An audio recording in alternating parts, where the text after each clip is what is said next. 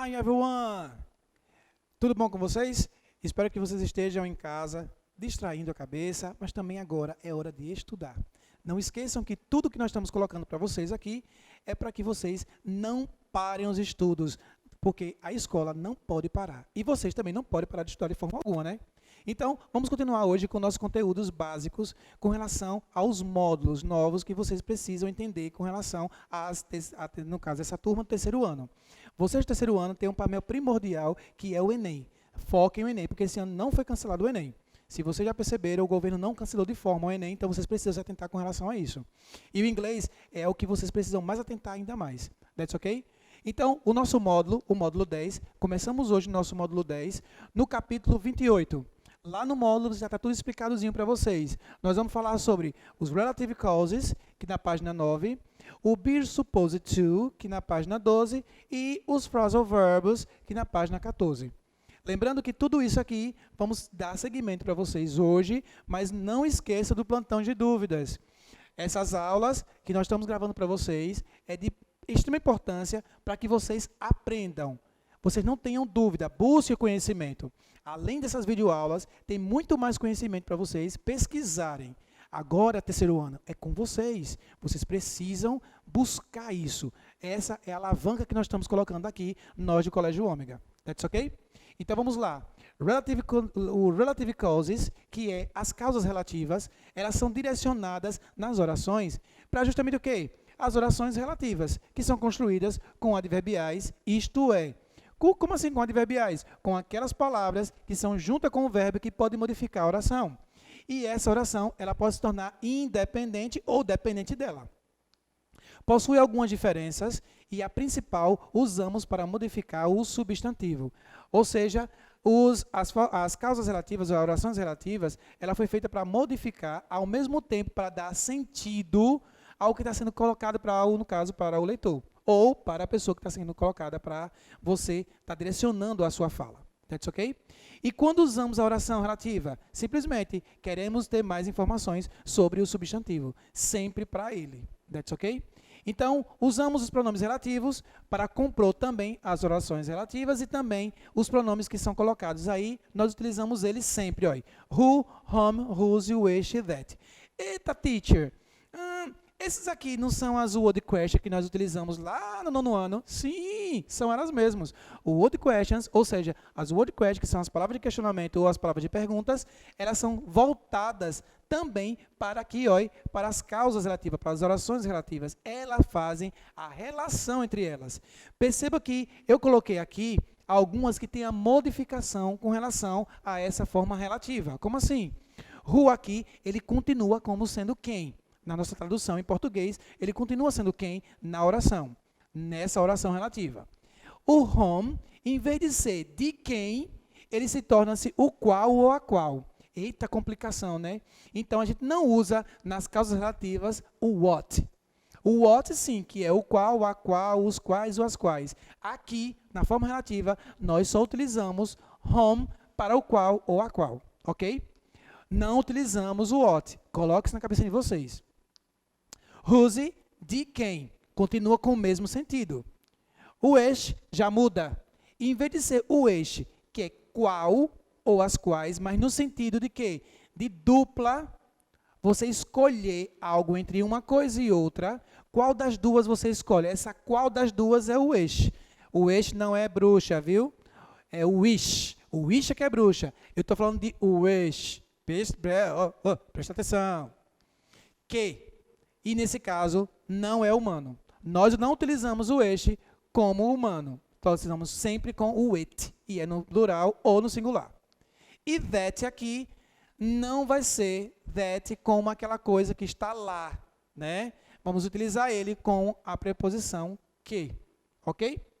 Então, vamos aqui a alguns exemplos. Como é que eu vou usar who? Who utilizamos para nomear sujeitos ou pronome pessoais. Olha que bonitinho. Daí eu coloquei uma oração aí, ó. The man who works, ou seja, the man who works, who works. Por que who aqui? Ô, professor, é porque ele está sendo relativo. Olha, o homem que trabalha, with me, comigo, e single, é solteiro? No caso, eu estou solteiro. E nesse caso aqui, é o homem. Lembre-se que é sujeito e os pronomes pessoais. Quem é o sujeito da oração aqui? The man. O homem. That's okay? Já Roma aqui, já muda. Ele tem um termo, ele usa-se mais para receber uma ação de uma frase, uma oração, com um objeto, como esse objeto único. E também é utilizado para se referir a uma pessoa que foi anteriormente mencionada na oração. Não tem o mais, que é contraversão, a mesma coisa com relacionado ao home. Olha aqui que bonitinho. From whom did you borrow the book? Ou seja, de quem aqui, olha. Lembre-se que o did aqui está no passado. Eu coloquei no passado para prestar atenção. E não só para prestar atenção, mas que vocês tenham uma maior atenção, porque as orações ela pode estar no presente, pode estar no passado, pode estar no futuro. E eu posso usar tanto eles quanto se eu quiserem, ok? Então, de quem você, borrow, pegou the book, aquele livro emprestado. De quem você pegou? Esse de quem aqui é relacionado à pessoa de quem. Quem? Aquela pessoa que você já mencionou anteriormente. Digamos, José foi à praia e fez surf. De quem você pegou aquela prancha? De quem é relacionado a alguém que ele pegou. That's okay? Então, a gente vai usar relacionado a ele. E esse from aqui é de origem, viu? É por isso que eu coloquei o de aqui, porque esse de aqui não é o of, e sim o from. From é de origem. Então, lembrar daquelas perguntinhas lá do 8º ano, quando vocês falam assim, where are you from? De onde você é? Where are you from? De onde você é? Esse de é de origem. E eu usei aqui como de, o from, para significar que eu estou falando de alguém que já foi mencionado anteriormente. Whose, mais simples ainda, utilizado para indicar algo que pertence a alguém, não a você, que está relacionado a tudo relacionado ao pronome eu, e sim a alguém. Eu coloquei aqui, whose car is this? Ou seja, de quem é este carro? Simples, ou este ou esse. No caso, whose é relacionado sempre a um objeto com relacionado a alguém. Já como eu coloquei aqui anteriormente do home, é utilizado como objeto aqui, para quê? Referir a uma pessoa que foi mencionada anteriormente. Eu estou falando do objeto. Quem é o objeto aqui? Book. Quem é, esse book aqui de quem? De quem é esse book? E aqui eu estou dizendo quem? Whose, de quem? Do objeto. Eu estou querendo realmente pertencer. De quem pertence a ele? Então, whose aqui relacionado também ao objeto. O wish, no caso que não é um wish, que é bruxa, certo? É o wish, que é desejo, ou seja, de escolhas. Também é utilizado para sujeito, mas quando o mesmo refere-se a um animal ou objeto, nunca a pessoa. The dog you wish is a 6 years old. O cachorro que estão doentes é nosso. Aliás, eu coloquei aqui é nosso, mas a tradução seria, no caso, são. Eita, professor, mas aqui não poderia ser. Estão doentes, é nosso. Esse é aqui não está relacionado ao pronome nós, e sim a eu ou alguém. E esse alguém aqui está no singular, não no plural. That's okay? Então, o cachorro que estão... O cachorro que está... Eu coloquei estão, desculpe, gente, olha, aqui não é estão, é está. Eu vou até corrigir agora. Não é estão, é está. That's okay? Então, o cachorro que está doente é nosso. Correção, e agora como está sendo gravado para vocês, a videoaula, eu não posso dizer corrigir, né? Tem que corrigir agora, no exato momento. That's okay? Questions? Questions para vocês, o plantão de dúvidas. Não esqueçam do plantão de dúvidas. E agora o that. Eu vou até apagar aqui para vocês com relação ao that. Utilizando aqui o that com vocês, é utilizado para quê? Pessoas, animais e objetos quando adiciona uma informação essencial para o entendimento da oração. Complicou agora tudo? Não. Você está se relacionando ao that, como é a mesma coisa com o português, que é o quê? O que está fazendo o quê? É relacionado a uma coisa, está sendo explicada por outra. Olha que lindinho, olha. These are the shoes that are born for him. Ou seja, esses são os sapatos que eu comprei para ele. Eu estou relacionando aqui o que é o that, dando sentido para quem, olha, para o objeto que você aqui comprou, não é animal, é os shoes, que são sapatos, relacionado a quem? A ele. Que você comprou, realmente é dele, ok? E aqui, por último, penúltimo, né? Nós temos agora o be supposed to. Supposed, já logo diz, olha, é suposição. É uma expressão idiomática, não é gramática. É uma expressão que foi muito utilizada, aí está sendo muito utilizada pelo inglês, para se referir ao quê? Que mostra uma expectativa de algo no futuro do pretérito, deveria, ou fazer algo sempre voltada para ele. Lembrando que be aqui é o verbo be mesmo, viu? Continua. Am, is e are. Primeiro, o uso se refere-se ao fato de dizer que uma pessoa ou o que ela deve fazer ou não deve fazer. Isso pode geralmente envolver uma regra ao estipulado por um... Estipulado quem? Quem é estipulado aí? O sujeito, por uma autoridade. Quem é essa autoridade? Governo, país, ou são os pais, né? Chefe de Estado, diretor e etc.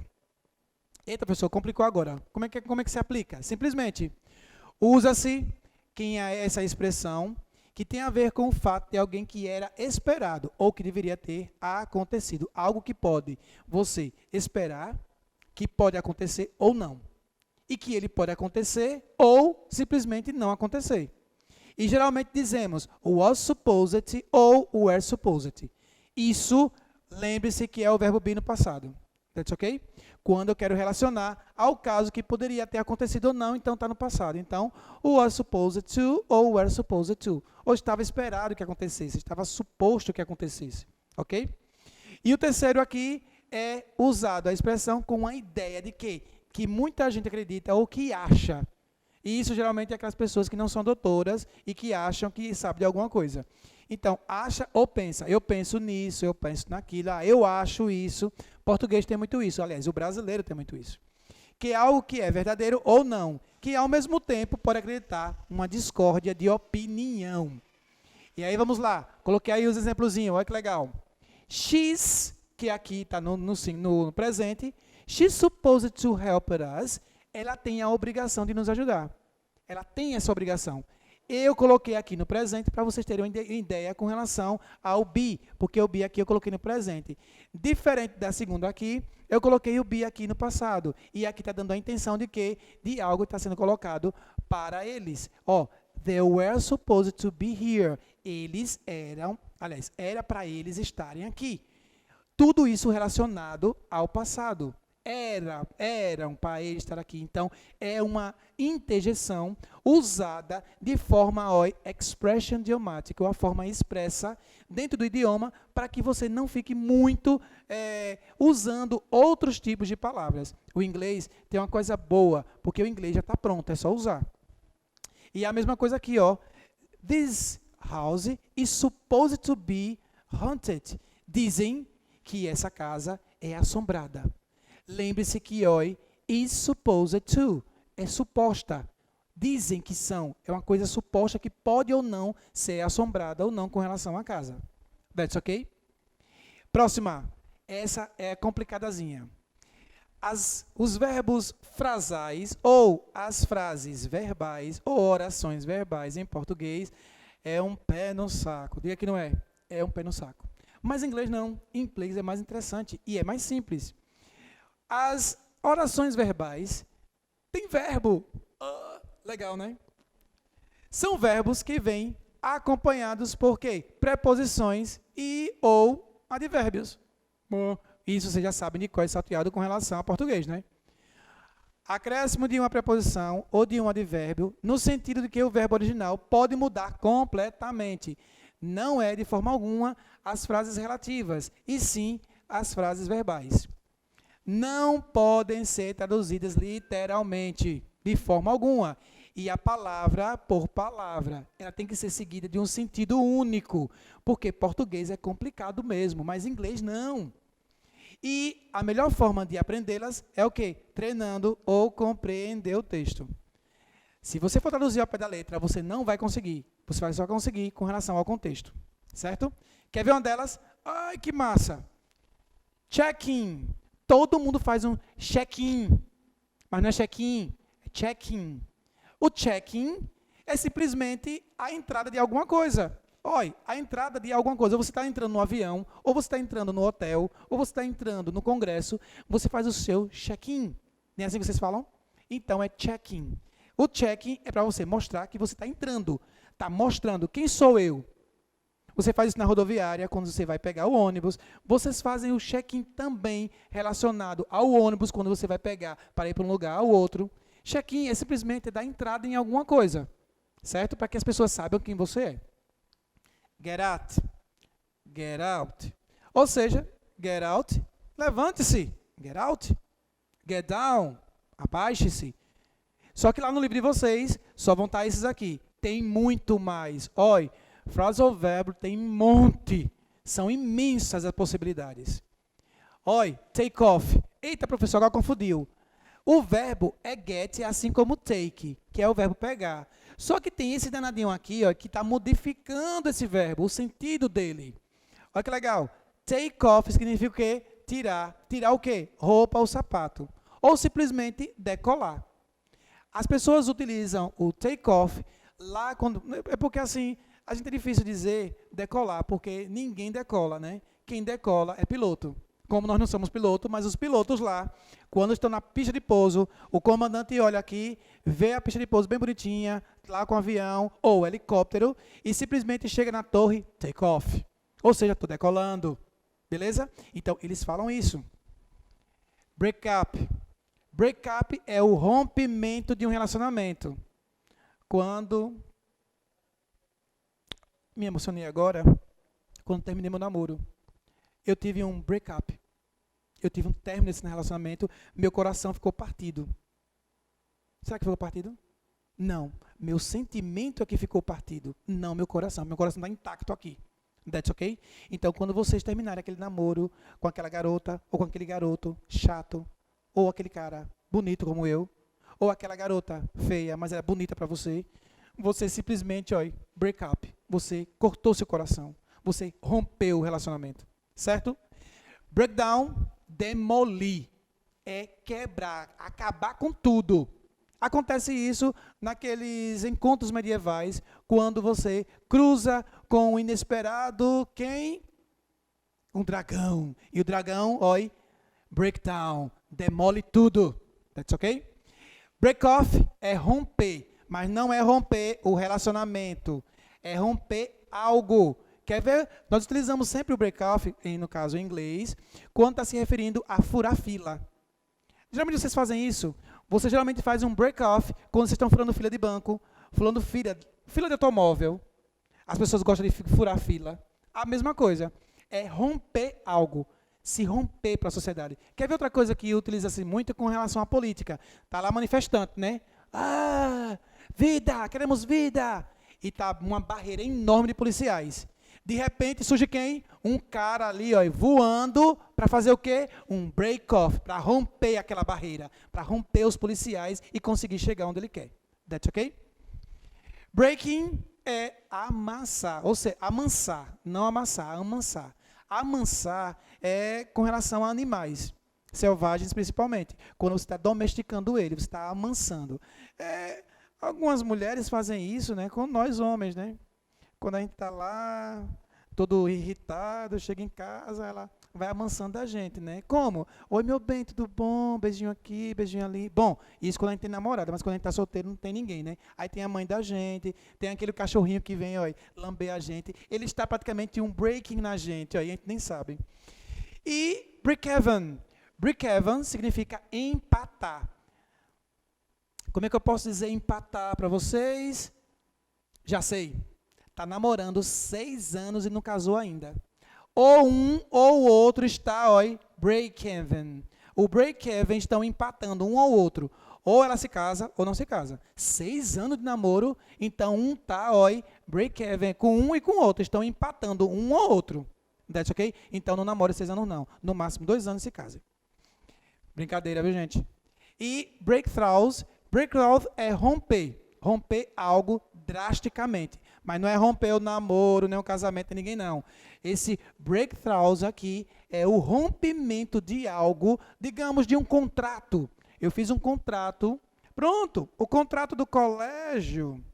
E, de repente, com essa pandemia, né, não pode. Então, você não pode de forma alguma breakout, certo? O breakthroughs não pode. E aí, nós temos atividades do seu homework. E o nosso homework, nós temos aqui as pages 6, 8, 10, 11, 13 e 15. E aqui os extra pages. Os extra pages temos na página 15 a 21.